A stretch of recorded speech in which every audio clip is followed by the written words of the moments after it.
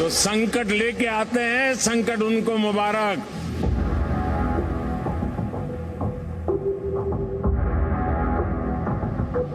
Solution लेकर के हम आते हैं, दुनिया का चाय जयकार होगा।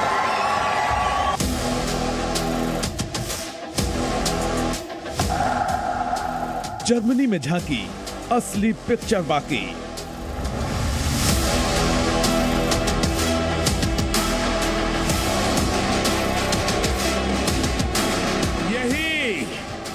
दोस्तों, यही नया भारत है, यही नए भारत की ताकत है। यूरोप को प्रधानमंत्री मोदी की वार्निंग आपने सुनी होगी, लेकिन उसके बाद क्या होगा, ये आज हम आपको देश हित में दिखाएंगे। हमारा मानना है कि इस युद्ध में कोई विजयी पार्टी नहीं होगी, सभी को नुकसान होगा।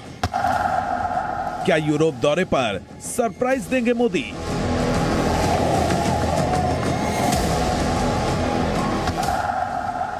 क्या प्रधानमंत्री नरेंद्र मोदी यूरोप दौरे के दौरान पुतिन से मिलने मॉस्को जाएंगे?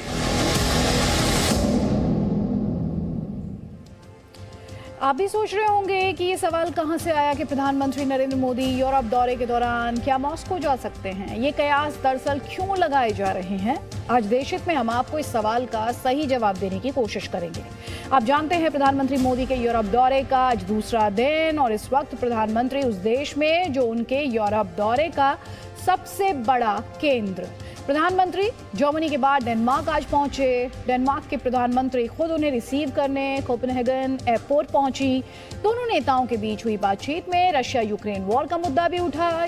यहां बर्लिन की तरह ही प्रधानमंत्री मोदी, हम आपको बता दें, भारतीय समुदाय के लोगों को संबोधित करेंगे, और ये संबोधन अब से बस कुछ ही मिनटों में होगा। जी न्यूज पर आप ये पूरा भाषण, पूरा संबोधन सुन सकते हैं। इसके अलावा प्रधानमंत्री मोदी को कल सुबह इंडिया नॉर्डिक सम्मेलन में भी शामिल होना है।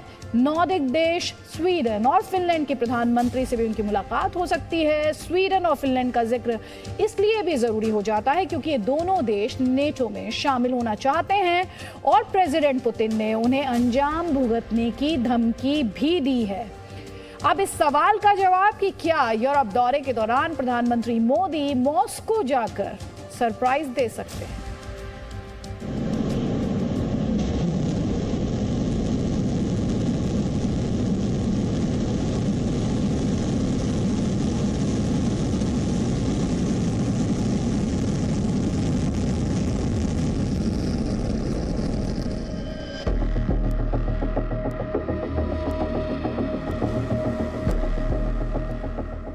यूरोप में वॉर के बीच हो रही यह मुलाकात आज की सबसे बड़ी मुलाकात है।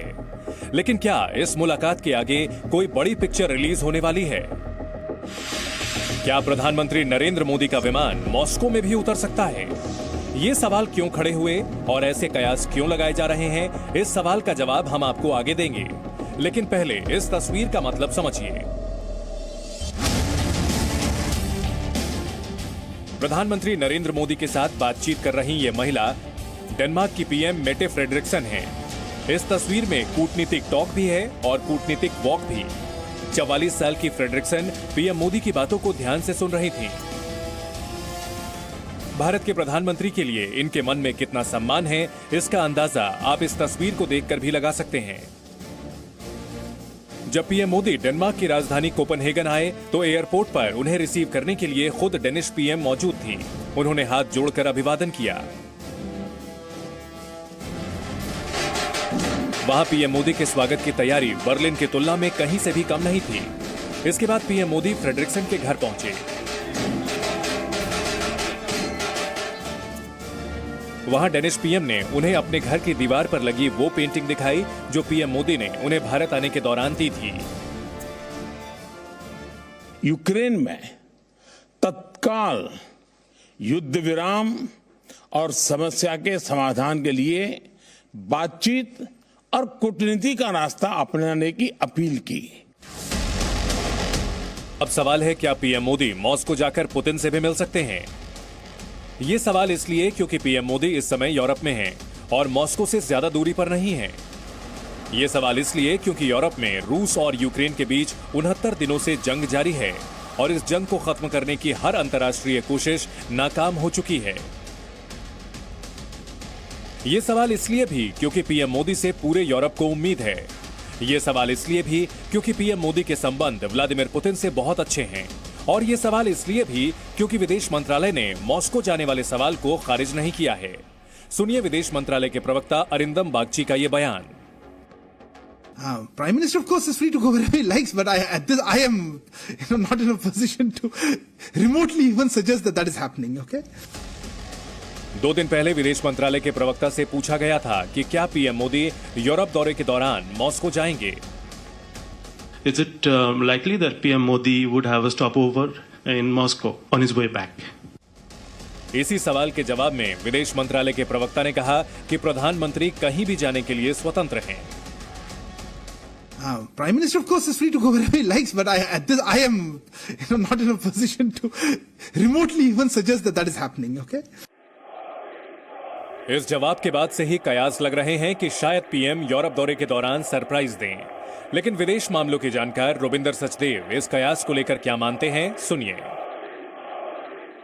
अभी तक तो पुतिन कह रहे थे ये स्पेशल ऑपरेशन है, बट शायद 9 मई को वो कहेंगे कि ये वॉर है और इसके चलते रशिया को और मोबिलाइज करेंगे यूक्रेन के खिलाफ। तो ऐसे माहौल में चांस बनना कि मोदी जी मॉस्को एक सरप्राइज विजिट दें, उसमें कुछ आउटकम निकलने के चांसेस कम हैं। साल 2015 में भारत और पाकिस्तान के बीच तनावपूर्ण संबंध के दौरान प्रधानमंत्री मोदी नवाज शरीफ से मिलने लाहौर चले गए थे। पीएम मोदी इस तरह पाकिस्तान जाएंगे ये तब किसी ने नहीं सोचा था। इसलिए जब तक पीएम मोदी यूरोप से वापस दिल्ली नहीं लौट आते तब तक कुछ भी कहना मुश्किल है। वैसे आधिकारिक तौर पर पीएम मोदी का यूरोप दौरा फ्रांस के राष्ट्रपति इमैनुअल मैक्रों से मुलाकात के बाद खत्म होगा। ब्यूरो रिपोर्ट, जी मीडिया, दिल्ली।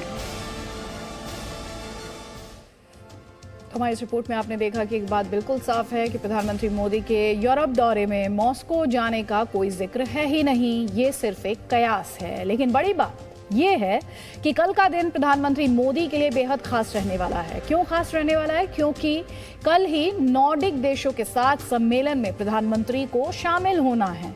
हम आपको मैप के जरिए दिखाते हैं कि नॉर्डिक देश एक दूसरे के कितने पास हैं और इनमें से कौन नेटो में शामिल है और कौन दरअसल शामिल होना चाहता है।